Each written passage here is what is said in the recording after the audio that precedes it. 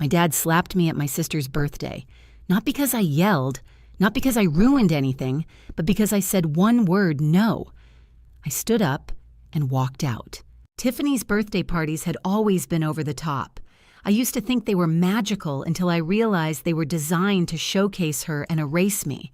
When she turned 10, there was a pony with braided pink ribbons. At 16, a DJ spun music under strobe lights, while a chocolate fountain gurgled beside the rented dance floor. This year, she turned 25, and the backyard had been transformed into a luxury garden gala that looked like a wedding reception. Hanging fairy lights shimmered between manicured hedges. A string quartet played something classical and slow, and white-gloved servers moved like clockwork with trays of mini lobster rolls. I arrived in a navy dress I'd already worn to 2 work events. Nothing sparkly, nothing wow, just clean-fitted and quiet. Tiffany's friends, though. They looked like bridesmaids at a magazine shoot. Loose curls, champagne gowns, heels that clicked like confidence. And maybe that was the point. Tiffany had just gotten engaged, and this birthday had quietly become a second engagement party. Mom greeted me with 2 air kisses, no hug. Her eyes flicked to the gift bag in my hand, a hand-carved walnut cookbook stand with Tiffany's initials etched on the base. "Oh, how thoughtful," she said, like I'd brought a coupon for a free trial. Then she moved on without another glance, looping both arms around Tiffany and pulling her in like she was hugging royalty. "Look at our birthday girl," Mom announced, her voice pitched up for the surrounding aunts. "Tiffany's just glowing. Isn't she a homeowner soon? A wife-to-be. We couldn't be prouder."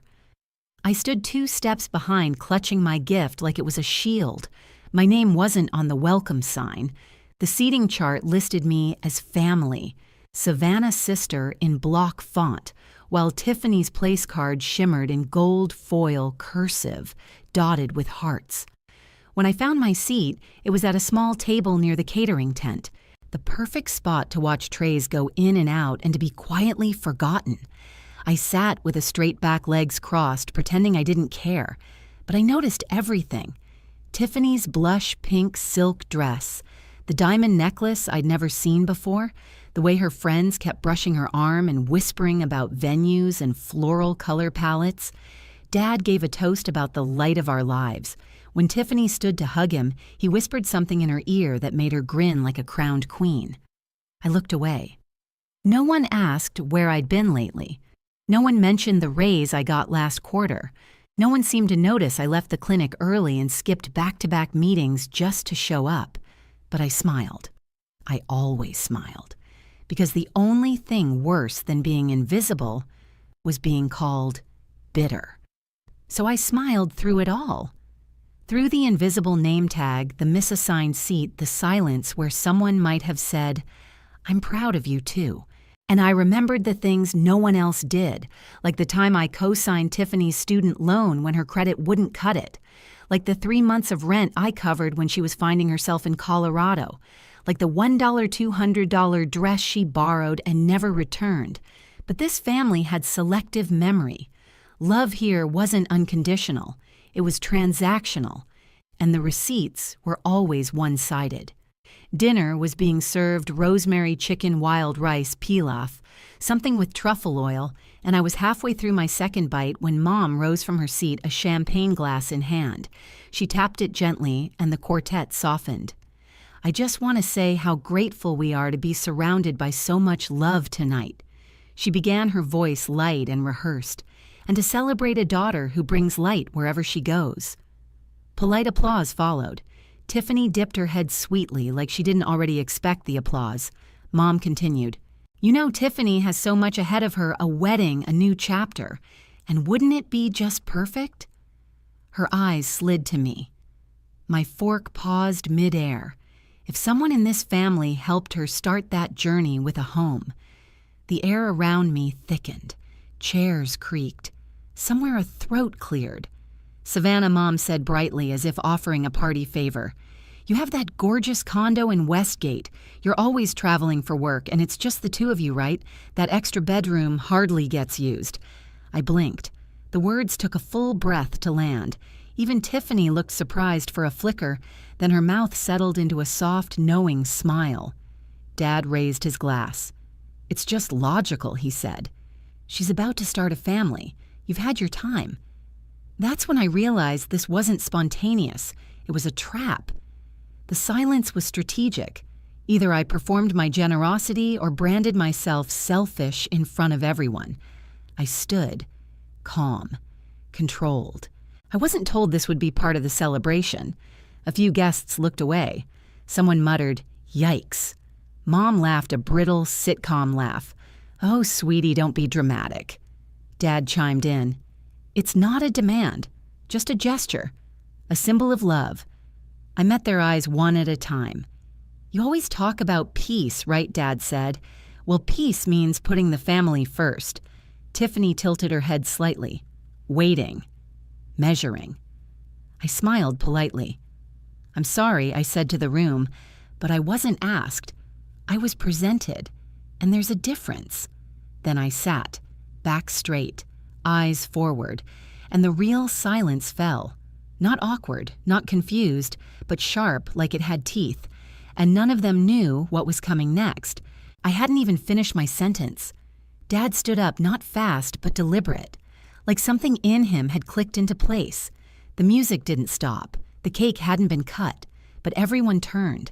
The energy shifted like storm clouds tightening over a backyard wedding. I thought maybe he was coming to pull me aside to whisper something furious in private, like he usually did. Talk sense, he always called it. Instead, he walked straight toward me. His jaw was locked so tightly I could see the muscle twitch in his cheek. "Savannah," he said, low, controlled, loud enough for the table to hear. "You're embarrassing yourself." I didn't flinch. I looked up, eyes steady. Then it happened. His hand came down, hard. A sharp crack tore through the patio. The sound, more than the pain, ripped something open. Gasps. A glass shattered. Someone dropped a fork. I heard the unmistakable click of a phone camera. Someone had started recording. The sting bloomed instantly across my cheek. Not just a slap. It was a message, a sentence punctuated by flesh. I tasted blood at the corner of my mouth. I wasn't crying. I was cataloging. Every frozen face, every breath held, every person who didn't move. Even the violinists had stopped mid-bow.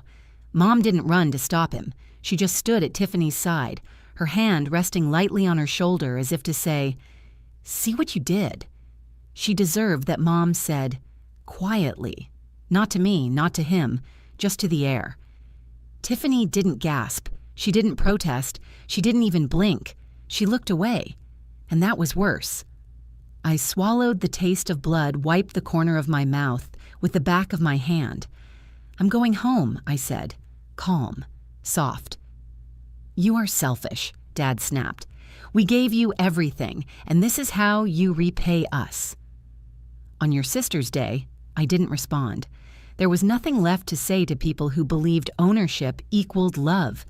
I stepped off the patio. My heels tapped against flagstone, deliberate and slow. My hands only trembled slightly. Behind me, I heard a whisper. "Did you get that I think she's bleeding?" But no one followed me. No one called out my name, not even Tiffany. My car was parked a block away. The spring night had turned cold in that way that slips beneath your clothes and settles in your bones. When I hit the sidewalk, a woman I barely knew, a cousin's girlfriend, or maybe someone's coworker, jogged up behind me. "Savannah," she said, breathless. Are you okay? Do you want me to call someone?" I turned, gently shook my head. "No need," I said. "I'll handle it." Because I would, not with yelling, not with pleading, but with something colder, quieter, stronger. The kind of silence that doesn't retreat, the kind that builds. The Uber driver didn't ask questions. He glanced in the rear view. Once eyes flicking to the side of my face, then back to the road. I was grateful for the silence. The ride felt longer than it should have. Streetlights drew pale stripes across my lap like scars waiting to form. When we pulled up to Leah's apartment, I got out wordlessly. The brick building looked the same rusted railing, same uneven porch tile, but tonight it felt like somewhere I could finally breathe. Leah had texted me the door code earlier that week just in case. She was out of town visiting her fiancé's family. She'd joked, "If you ever need to crash, I left snacks." I never thought I'd take her up on it like this. Inside the apartment smelled like cinnamon and clean laundry, the soft scent of safety. There was a blanket folded neatly on the couch, a mug half full abandoned mid-sip. I sank onto the couch without even taking off my shoes. My cheeks still throbbed, not just from pain from reduction, from the sound that slap made, from the fact no one stood up, from the fact no one said, "That's enough." My phone buzzed. It was a text from Mom. "Next time, keep your drama to yourself. You embarrassed your sister." I stared at it, then powered off my phone. No reply would ever be enough. No boundary would ever be real unless I built it from something stronger than guilt. I stood, walked slowly to the guest room. Leah had left a towel, a folded t-shirt, a tiny note that said, "Rest easy." But I didn't change. I lay down in my dress, staring at the ceiling. No tears, no shaking, just stillness. Because this wasn't just a bad night. It was the final thread snapping. They didn't want a daughter. They wanted obedience. And tonight, I had said no. I didn't know what I'd do yet. But I knew this: I would never walk back into that house again, not as the woman they thought they owned.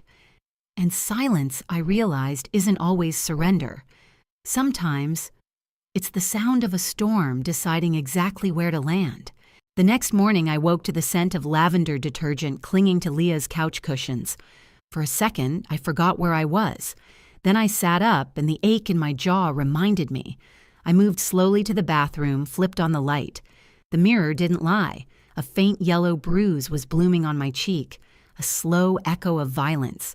I splashed cold water on my face, not to soothe, but to ground, to remind myself this happened. They did this, and it wasn't over. My phone, now back on, buzzed. "Hi, Savannah, this is Jeanette from Oak Elm Realty. Just confirming your 3 p.m. showing at the Westgate condo. Should we use the key from the lockbox?" My fingers went cold. What showing? I hadn't listed the condo. I hadn't spoken to a realtor, and I definitely hadn't installed a lockbox. I called back immediately. "Hi," I said sharply. "There must be a mistake. I didn't schedule anything." There was a pause on the other end. Jeanette sounded confused. "Oh, but it's under your name." "Yes, but the co-signer is Orville Blake. He said you'd both agreed." My heart stopped for half a beat. Orville Blake. My father. I swallowed. "Cancel the showing immediately. That property is not for sale. I did not authorize this." My voice was calm, but my hands were already shaking. I hung up, and the pieces started to slide into place. Last week, dinner at their house. Dad had mistakenly taken my purse when we were cleaning up. 10 minutes later, he handed it back with a chuckle. I almost walked out with it. My bad. I'd laughed too. I shouldn't have. I opened my bag. The interior clip, the one I always used for my spare condo key, was empty. Gone. My chest tightened. This wasn't a tantrum anymore. This was theft, and it was still happening. I opened my laptop and typed out an email to my former real estate attorney. Subject: urgent property breach. Hi, Mariah. I believe my parents are attempting unauthorized access to my condo. They appear to have a key I didn't consent to share. I need advice ASAP. Can we meet today? Then I called a locksmith. By 11:30 a.m., I was standing outside my condo in Westgate. The air smelled of pollen and distant ocean breeze, but my insides were ice. The locksmith crouched beside the front door, examining the lock. "Someone's been fiddling," he said. "Scratches are fresh." Like they didn't know exactly how the key fits. I nodded once. "Change everything. And add a deadbolt." He got to work. As the drill bit groaned against the wood, I stood with arms crossed, breath, even mind steadying. They thought they could slap me and steal from me in the same week. But I wasn't going to cry this time. I was going to document. By noon, I was back at Leah's, pacing. When Mariah finally called, I put her on speaker. "I reviewed the paperwork you sent," she said. First of all, I'm so sorry. What they're doing isn't just immoral, it's bordering on fraud. I sank into the couch, the relief of being believed settling like warm tea in a frozen stomach. I figured it was illegal, I said quietly. Here's the interesting part, she continued. I pulled your old records from when you refinanced the Westgate condo, but I also looked at the deed history for your parents' house. I frowned. Why? Because that house, the one they've been living in, you still own it. The words didn't land at first. No, I said. I signed it over. Back when I helped them out of foreclosure, I gave it to them. You signed a draft, she clarified, but they never filed the final deed. It's still in your name. My entire body went still. 7 years. 7 years of house payments, maintenance, and thank yous that I never questioned. Mom had once said, "We'll handle the paperwork, you just focus on your career." And I had trusted them. They'd never filed the deed. They'd just moved in and stayed. Legally, I still owned it. Mariah was quiet for a beat.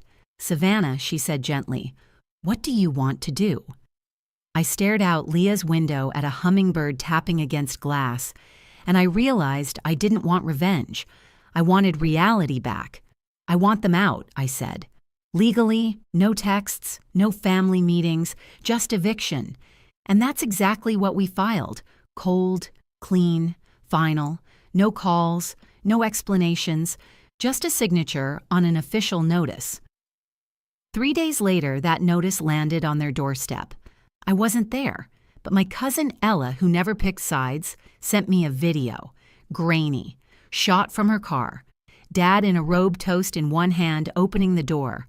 A sheriff in uniform handed over a sealed envelope. Mom behind him, teacup in hand. Pause, then panic. Dad slammed the paper against the doorframe, mouth, moving fast, no sound in the video. Mom's hand rose to her mouth, her whole body stilled. They had no idea I still held the deed, no idea I could file an eviction. But now, they had 30 days. I didn't smile. I didn't celebrate. I just watched the video once, then closed it. And that night, I sat in my condo lights, dim curtains, half drawn. The silence wasn't hollow anymore. It was armor. The texts started before sunrise. "You just burned the whole family down." That one was from Tiffany. No punctuation, no greeting, just blame. 10 minutes later, another came from Dad. "You think you've won? You're a disgrace. You'll regret this."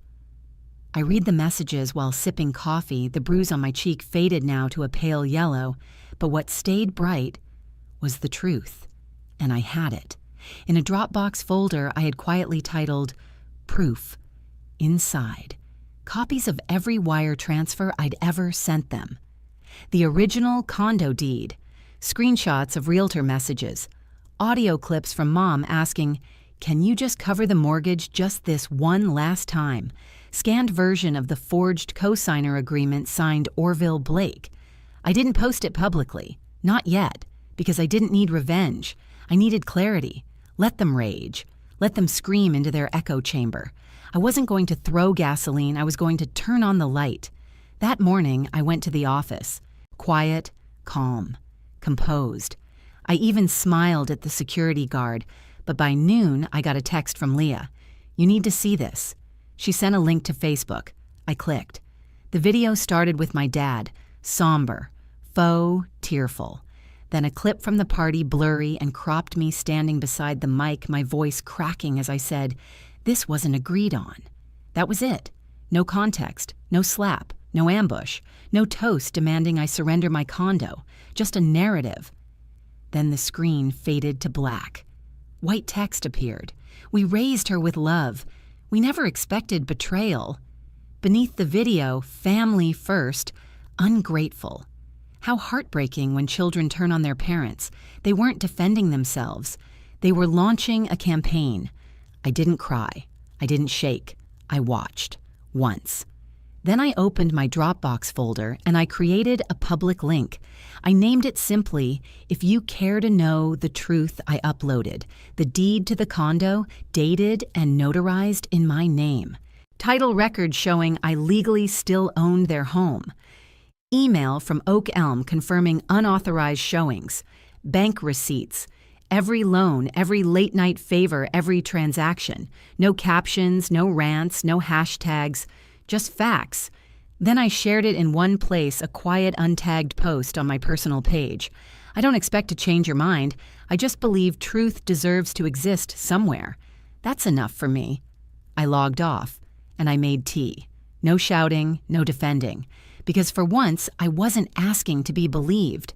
I was simply done. Let them post. Let them pity party. Let them play the betrayed. I didn't need applause. I didn't even need vindication. I needed freedom. That night, I sat at the dining table with Leah and her fiancé. We ate Thai takeout in near silence, until Leah said, "You did it." I looked up. "Did what you cut the rope," she said. "The one they kept pulling every time you tried to move forward." I nodded slowly, but it wasn't triumph I felt. It was stillness, the kind that wraps around your shoulders like a coat you forgot you owned. 2 days later, I received a message in my inbox. The sender, Uncle Warren, Mom's oldest brother, the one who hadn't spoken to our side of the family in over a decade. His message was simple. Saw the folder. About time someone told the truth. If you need a witness, I'm here. I saw what your father did to your inheritance. I saw what he did to your mother, too. I sat with that message for a long time, not because I didn't believe him, but because someone finally had seen me clearly. Later that evening, I took down the Dropbox link, not out of fear, because it had done its job. The people who needed to see it had. The rest, they already chose their version, and I no longer owed them mine. I folded the laptop closed, put on my coat, stepped outside. The night air was crisp, my breath visible. No one clapped, no one filmed. But I was standing, unapologetically, and for the first time in my life, I didn't owe anyone an explanation. 3 weeks later, I returned to the house. Not as a daughter, not for closure, not for conversation. I came back as the legal owner, nothing more, nothing less. The movers were already at work, boxes stacked along the porch, bags of tangled holiday lights, a cracked crock pot, and that wooden sign that once hung in the hallway, "Family is everything." The house was stripped. No laughter, no warmth, just the faint echo of footsteps across hardwood and the low creak of floorboards giving up stories they no longer wanted to hold. I walked through the space like I was touring someone else's memory. The kitchen island where Mom used to braid Tiffany's hair before school, the chipped tile Dad never fixed, the back door where I used to wait for them to come home clutching drawings they never kept. Nothing had changed, and yet everything had. Then I saw it, in the cabinet under the stairs, the one no one ever used, behind a box of unused extension cords and broken decor, was a folded linen napkin, soft, creased, shaped into a swan. I stopped breathing, because I had folded that napkin. At Tiffany's birthday, the morning of the slap, the morning I still thought maybe this time would be different. I had folded 6. No one noticed, no one commented. They were swept into service like everything I ever gave, silently and visibly. And yet, somehow, one had survived, slightly slouched, one wing dipped, but still intact, not kept out of love, probably shoved in a drawer by accident, but it was mine. I held it, and for the first time in years, I didn't feel erased. I didn't need to be celebrated, didn't need a thank you, didn't need my name etched in gold foil. I existed, and I still do. That swan napkin hadn't been thrown away, neither had I. I tucked it gently into my bag. It was the only thing I took from that house. That evening, back in my condo, I placed the napkin in the center of my dining table, not as a trophy, not as revenge, as a quiet monument to all the things I gave that were never acknowledged, to all the words I swallowed, to all the years I tried to earn love by sacrificing myself. They tried to take everything, called me selfish, ungrateful, heartless. But in their erasure, they gave me something far more valuable than their approval freedom. No more inherited obligation. No more guilt-soaked holidays. No more folding napkins just to be seen. Only space. Only stillness. Only me.